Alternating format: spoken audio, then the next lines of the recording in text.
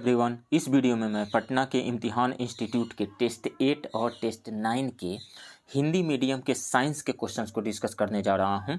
ये सारे क्वेश्चंस आने वाले बीपीएससी 68th पीटी एग्जाम में आप सबको सफल बनाने में बहुत ही ज़्यादा मदद करेंगे। आप इस वीडियो को लाइक कीजिए, शेयर कीजिए और यदि इस चैनल को सब्सक्राइब नहीं किए हैं तो प्लीज़ इस चैनल को सब्सक्राइब कीजिए। साइंस से 30 क्वेश्चंस आने वाले हैं और एक एक क्वेश्चन बहुत ही ज़्यादा मायने रखेगा। कोई सिली मिस्टेक नहीं करना है क्योंकि इस बार नेगेटिव मार्किंग भी है, ई ऑप्शंस भी है, इसलिए एक एक ऑप्शंस को एनालाइज करके क्वेश्चंस को सोल्व करके आना है। चलिए शुरू करते हैं। टेस्ट 9 का है क्वेश्चन नंबर 76।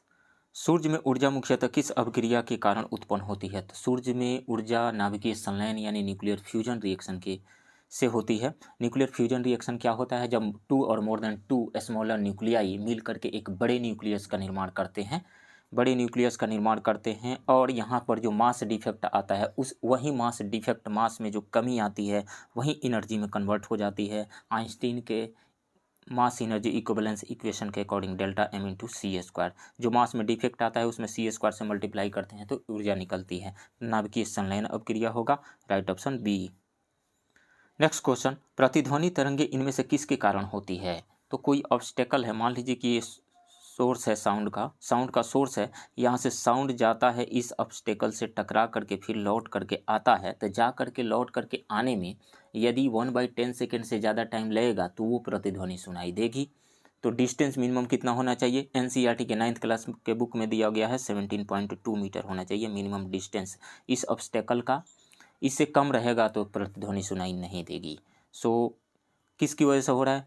परावर्तित होकर के आने, रिफ्लेक्ट होकर के साउंड वेव जाती है, ऑब्स्टेकल से रिफ्लेक्ट होकर के आती है, तो रिफ्लेक्शन, परावर्तन, राइट ऑप्शन सी होगा। नेक्स्ट क्वेश्चन, निम्न में से किन युग्मों के भौतिक राशियों के बीमीय सूत्र एक समान नहीं है?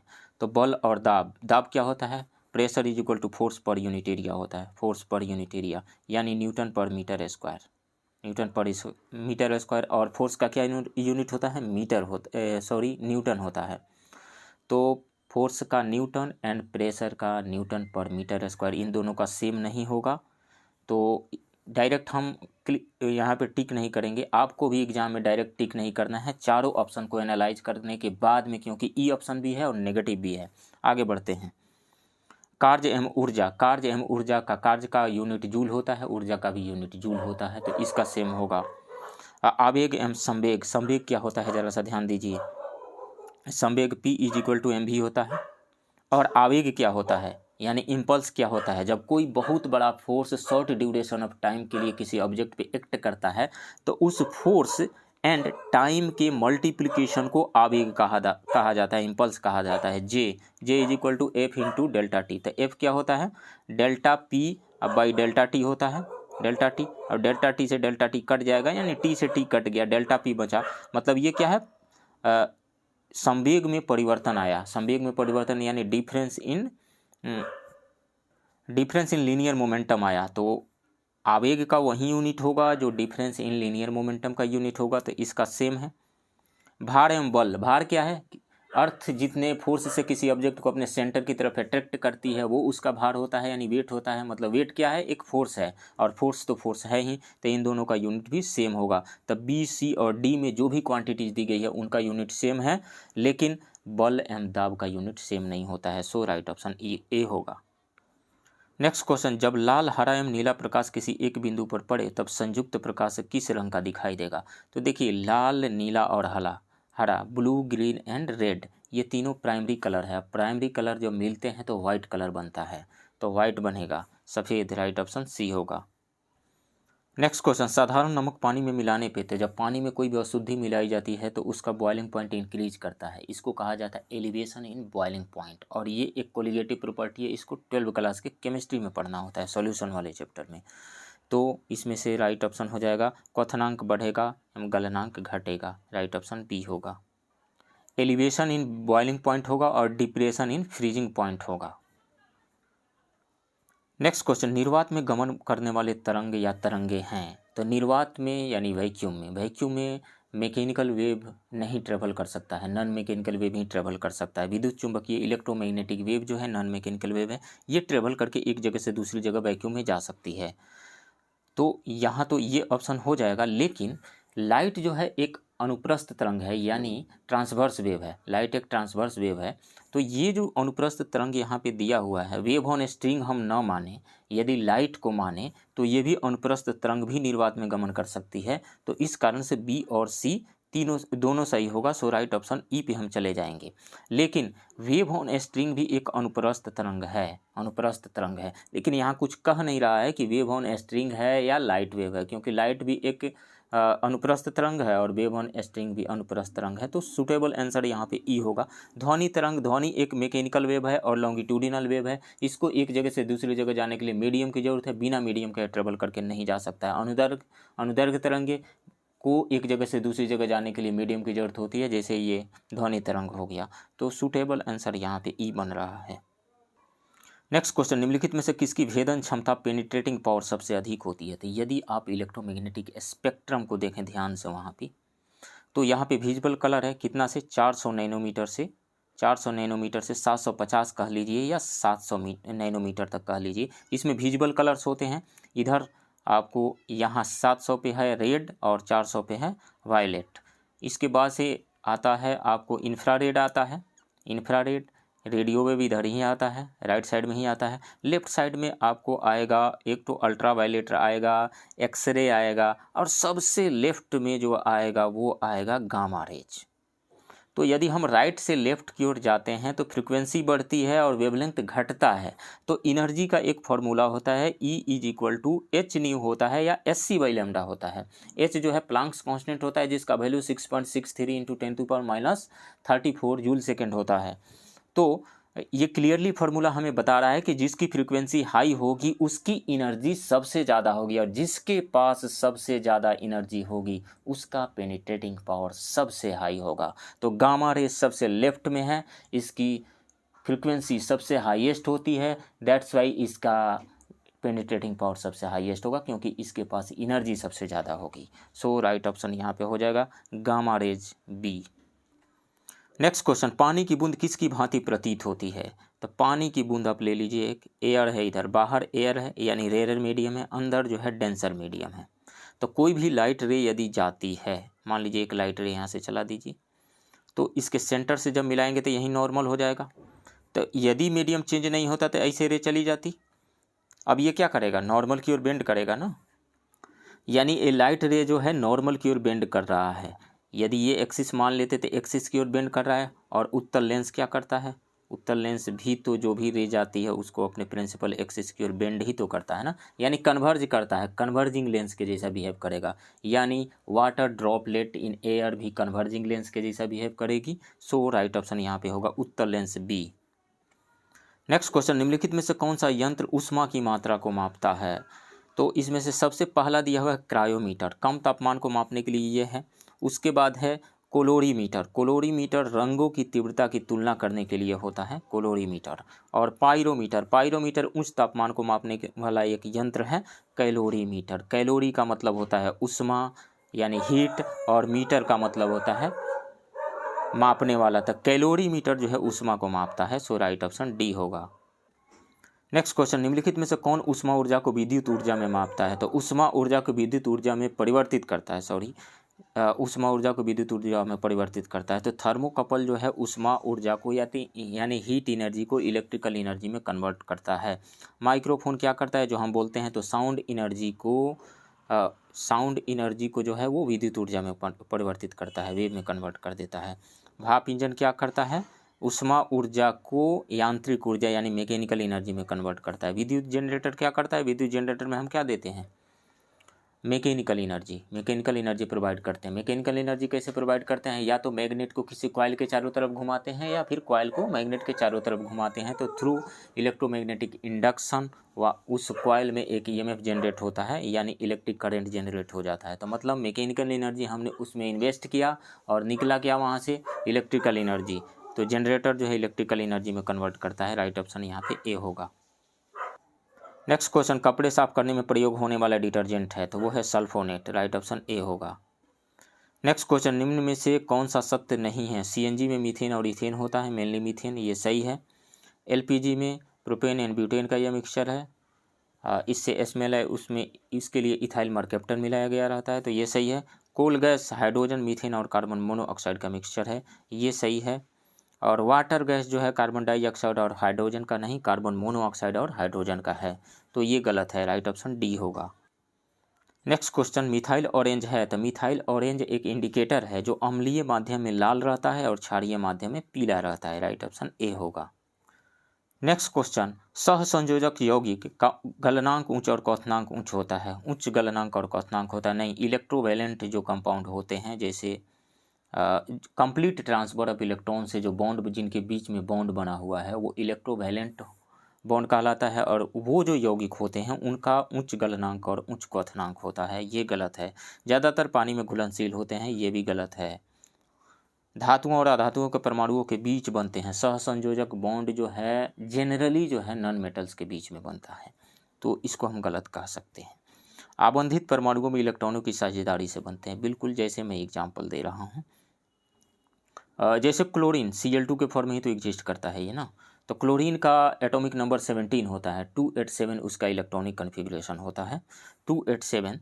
तो एक क्लोरीन जो एटम है इसके आउटर सेल में 7 इलेक्ट्रॉन्स हैं, 7 इलेक्ट्रॉन्स इसके आउटर सेल में। जैसे मान लीजिए ये क्लोरीन है, इसके आउटर सेल में 7 इलेक्ट्रॉन्स है, और दूसरा क्लोरीन जो है इसके आउटर सेल में 7 इलेक्ट्रॉन्स है, 2 2 4 2 6 2 2 4 2 6।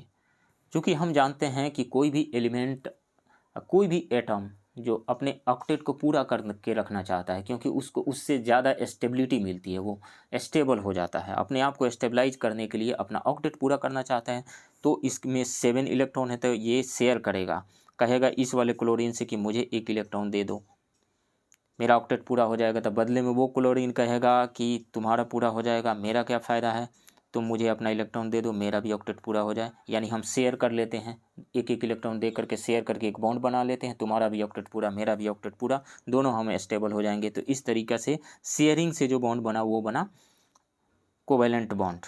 तो ये हो गए सहसंयोजी यौगिक हो गए। तो आबंधित परमाणुओं में इलेक्ट्रॉनों की साझेदारी से बॉन्ड बनता है, शेयरिंग ऑफ इलेक्ट्रॉन से जो बॉन्ड बनता है वो है कोवैलेंट बॉन्ड, और जो यौगिक बनते हैं वो सहसंयोजी यौगिक होते हैं। सो राइट ऑप्शन डी होगा। नेक्स्ट क्वेश्चन, कास्टिक पोटास का रासायनिक सूत्र है, तो देखिए पोटास जो आया है पोटेशियम से आया हुआ है, मतलब उसमें पोटेशियम होगा निश्चित रूप से, तो KOH होगा, राइट ऑप्शन डी होगा। नेक्स्ट क्वेश्चन, वसायुक्त खाद्य पदार्थ किस प्रक्रिया के कारण बासी हो जाते हैं, तो वो ऑक्सीकरण प्रक्रिया, उसमें फैट जो है ऑक्सीजन के कांटेक्ट में आकर के उनका ऑक्सीकरण हो जाता है। सो राइट ऑप्शन ए होगा। नेक्स्ट क्वेश्चन, कौन सा हैलोजन अम्ल श्रेष्ठ अपचायक है, यानी कौन सा रिड्यूसिंग एजेंट इसमें अच्छा है, रिड्यूसिंग एजेंट, तो सबसे अच्छा इसमें रिड्यूसिंग एजेंट होगा HI। HF जो होगा सबसे कम, उसके बाद में आएगा HCl, उसके बाद HBr, देन आएगा HI, मतलब HI जो है इन सब में सबसे अच्छा रिड्यूसिंग एजेंट है, सबसे पुअर रिड्यूसिंग एजेंट जो है वो HF है। सो राइट ऑप्शन हो जाएगा C। नेक्स्ट क्वेश्चन, लाल आतिशबाजी के प्रदर्शन में आमतौर पर किस धातु के लवण का उपयोग किया जाता है, तो स्ट्रोंशियम कार्बोनेट लाल आतिशबाजी के लिए, कैल्शियम क्लोराइड नारंगी आतिशबाजी के लिए, सोडियम नाइट्रेट पीली आतिशबाजी के लिए, और बेरियम क्लोराइड हरी आतिशबाजी के लिए। इसके अलावा कॉपर क्लोराइड नीली आतिशबाजी के लिए। सो इसमें राइट ऑप्शन हो जाएगा ए, स्ट्रोंशियम कार्बोनेट। नेक्स्ट क्वेश्चन, एक खाद्य श्रृंखला में सर्वाधिक संख्या किसकी होती है, डीकम्पोजर यानी अपघटक यानी माइक्रो ऑर्गेनिज्म की संख्या सबसे ज़्यादा होती है, तो डी हो जाएगा, right option D. Next question, किस ब्लड समूहों में एंटीजन अनुपस्थित रहता है, तो उसमें एंटीबॉडी तो भरपूर मात्रा में रहता है, एंटीजन नहीं रहता है, ओ में, राइट ऑप्शन डी होगा।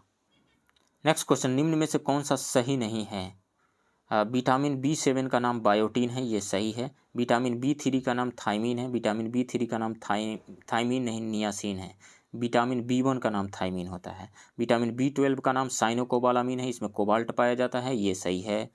विटामिन K का नाम फाइलोक्विनोन है, तो ये सही है, फिलोक्विनोन, ये सही है।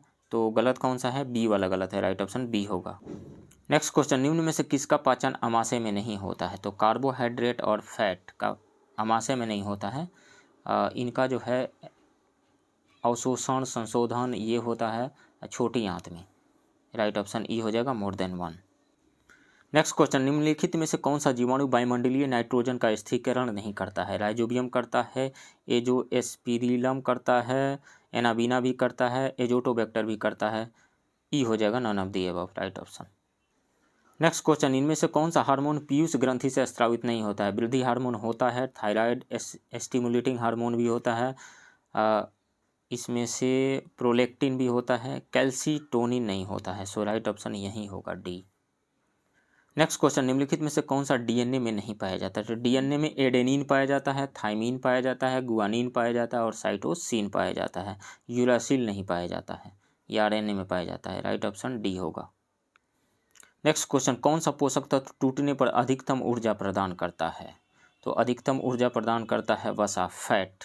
फैट से सबसे ज़्यादा ऊर्जा मिलती है, लेकिन इसका डाइजेशन सबसे बाद में सबसे देरी से होता है, लंबा समय लगता है इसको डाइजेस्ट होने में। सो राइट ऑप्शन सी होगा। नेक्स्ट क्वेश्चन, रक्त वर्णक के संबंध में निम्नलिखित कथनों पर विचार करें और नीचे दिए गए कूट से सही उत्तर का चयन करें। इसमें लोहा होता है, बिल्कुल। यह रक्त को लाल रंग प्रदान करता है, ये भी सही है। यह कुछ रोगों के प्रति प्रतिरोधक क्षमता प्रदान करता है। प्रतिरोधक क्षमता, एंटीबॉडी बनाना, ये सब काम है WBC का, वाइट ब्लड कॉर्पस्कल्स का। तो ये गलत है। यह रक्त में ऑक्सीजन का वाहक है, बिल्कुल ये सही है। तो 1, 2 और 4 सही है, राइट ऑप्शन सी होगा। नेक्स्ट क्वेश्चन, प्रतिवर्ती क्रिया किसके द्वारा नियंत्रित होती है? तो स्पाइनल कॉर्ड के द्वारा होती है, spinal cord, right option D होगा। नेक्स्ट क्वेश्चन, किस विटामिन की कमी से जेरोप्थेल्मिया नामक बीमारी होती है? तो विटामिन ए की कमी से, राइट ऑप्शन सी होगा। नेक्स्ट क्वेश्चन, निम्नलिखित में से कौन सा फल जेली बनाने के लिए उपयुक्त है? तो अमरूद है, राइट ऑप्शन बी होगा। इम्तिहान के टेस्ट 8 के साइंस का क्वेश्चन, क्वेश्चन नंबर 111, प्लाज्मा के संदर्भ में निम्नलिखित कथनों पर विचार कीजिए। यह तरल द्रव्य होता है, ये सही है। इसमें 80% तक जल होता है, नहीं 90% तक जल होता है, ये गलत है। यह रंगहीन होता है, बिल्कुल ये रंगहीन होता है। 1 और 3 सही है, 1 और 3 राइट ऑप्शन सी होगा। नेक्स्ट क्वेश्चन, रेटिना पर बनने वाले प्रतिबिंब की प्रकृति होती है? तो हमारे आँखों में बाई कन्वेक्स लेंस लगा होता है और आँखों का जो पर्दा है रेटिना, उस पे इस बाई कन्वेक्स लेंस के द्वारा किसी भी ऑब्जेक्ट का रियल और इन्वर्टेड इमेज बनता है, यानी उल्टा इमेज बनता है। राइट ऑप्शन सी होगा। सॉरी, सी नहीं होगा, एक ऑप्शन यहाँ पर भी है, वास्तविक बनता है रियल और इन्वर्टेड, तो इसलिए ई हो जाएगा, राइट ऑप्शन ई, सी नहीं ई। नेक्स्ट क्वेश्चन, किसने कोशिका की संरचना का वर्णन किया था? तो रॉबर्ट हुक ने किया था, राइट ऑप्शन ए होगा। नेक्स्ट क्वेश्चन, निम्नलिखित में से कौन सा तत्व उपधातु है? तो कार्बन एक अधातु है, सल्फर अधातु है, फास्फोरस अधातु है, आर्सेनिक जो है एक उपधातु है, राइट ऑप्शन बी होगा। नेक्स्ट क्वेश्चन, पदार्थों की कठोरता किस स्केल पे मापी जाती है? मोह स्केल पे मापी जाती है, राइट ऑप्शन ए होगा। नेक्स्ट क्वेश्चन, निम्नलिखित में से कौन सा एक परमाणु का अणु नहीं है? हाइड्रोजन। हाइड्रोजन हमेशा H2 के फॉर्म में रहता है, राइट ऑप्शन डी होगा। नेक्स्ट क्वेश्चन, निम्नलिखित में से कौन व्युत्पन्न राशि नहीं है, यानी डिराइव्ड क्वांटिटी नहीं है? तो क्षेत्रफल लेंथ इंटू ब्रीड्थ होता है, तो ये डिराइव्ड क्वांटिटी है। आयतन लेंथ ब्रीड्थ इंटू हाइट, ये होता है, ये भी एक डिराइव्ड क्वांटिटी है। दाब फोर्स बाई एरिया, अब फोर्स क्या होता है? Mass into acceleration by area, ये भी एक डिराइव्ड क्वांटिटी है। बल क्या होता है? फोर्स इज इक्वल टू होता है मास इंटू एक्सेलरेशन, यानी मास इंटू एक्सेलरेशन का मतलब मीटर पर सेकेंड स्क्वायर, तो ये भी एक डिराइव्ड क्वांटिटी है। तो इसमें से सभी डिराइव्ड क्वांटिटी है, सो राइट ऑप्शन ई हो जाएगा। नेक्स्ट क्वेश्चन, वुड स्पिरिट किसे कहा जाता है? मिथाइल एल्कोहल को कहा जाता है, राइट ऑप्शन ए होगा। नेक्स्ट क्वेश्चन, जीवाश्म ईंधन के अपर्याप्त दहन से कौन सी गैस निकलती है? Carbon monoxide, right option B होगा। नेक्स्ट क्वेश्चन, माइटोकॉन्ड्रिया के बारे में निम्न में कौन सा कथन सही नहीं है? इसे कोशिका का शक्ति गृह, powerhouse of the cell कहते हैं, ये सही है। इसकी खोज बेंडा ने किया था, नहीं इसकी खोज ऑल्टमैन ने किया था, नाम माइटोकॉन्ड्रिया बेंडा ने दिया था, तो ये गलत है। यह विखंडन द्वारा विभाजित होती है, ये सही है। केंद्र के माइटोकॉन्ड्रिया में DNA होते हैं, ये भी सही है। गलत कौन सा है? बी गलत है, राइट ऑप्शन बी होगा। नेक्स्ट क्वेश्चन, सूक्ष्म नलिकाओं के समूह से बना गोल्जी काय के संदर्भ में कौन सा कथन सही है? इसे कोशिका के अणुओं का यातायात प्रबंधक कहा जाता है, ये सही है। गोल्जी काय ग्लाइकोलिपिड का विसार्पण करता है, ये भी सही है। ये बी ऑप्शन का जो इंग्लिश दिया गया, गोल्जी काय ग्लाइकोलिपिड का विसारण करता है, इसका इंग्लिश है गोल्जी बॉडी डिटॉक्सिफाइज ग्लाइकोलिपिड्स। तो ये सही है। इसकी खोज कैमिलो गोल्जी ने की, ये भी सही है। यह लाइसोसोम का निर्माण करता है, ये भी सही है। तो उपरोक्त सभी सही है, ई हो जाएगा। नेक्स्ट क्वेश्चन, वसा का पाचन निम्न में से कौन करता है? लाइपेज करता है, राइट ऑप्शन ए होगा। नेक्स्ट क्वेश्चन, प्रोटीन कुपोषण के कारण कौन सा रोग होता है? क्वाशियोरकर होता है, राइट ऑप्शन बी होगा। नेक्स्ट क्वेश्चन, मलेरिया होता है प्लाज्मोडियम से, राइट ऑप्शन सी होगा। नेक्स्ट क्वेश्चन, खाद्य परीक्षण में प्रशीतक कैसे मदद करता है? एंजाइम क्रिया को नष्ट करके नहीं, जीवाणुओं को मारकर नहीं, जैव रासायनिक अभिक्रिया के दर को कम करके, राइट ऑप्शन सी होगा। नेक्स्ट क्वेश्चन, ऑक्सीजन का खोज किसने किया था? जोसेफ प्रिस्टले ने 1774 में। Joseph Priestley, right option A होगा। नेक्स्ट क्वेश्चन, निम्न में से कौन मिश्रण नहीं है? वायु एक मिश्रण है, एलपीजी भी मिश्रण है, गैसोलीन भी मिश्रण है, ये आसूत जल दिया हुआ है, ये डिस्टिल वाटर है। डिस्टिल वाटर जो है ये मिक्सचर नहीं है, उसमें H2O ही है ओनली। तो ये कंपाउंड है, राइट ऑप्शन डी होगा। नेक्स्ट क्वेश्चन, नाभि की खोज किसने की थी? तो अल्फा स्कैटरिंग एक्सपेरिमेंट के थ्रू रदरफोर्ड ने किया था, राइट ऑप्शन बी होगा। नेक्स्ट क्वेश्चन, सभी पदार्थों में विशिष्ट ऊष्मा का मान सबसे अधिक होता है?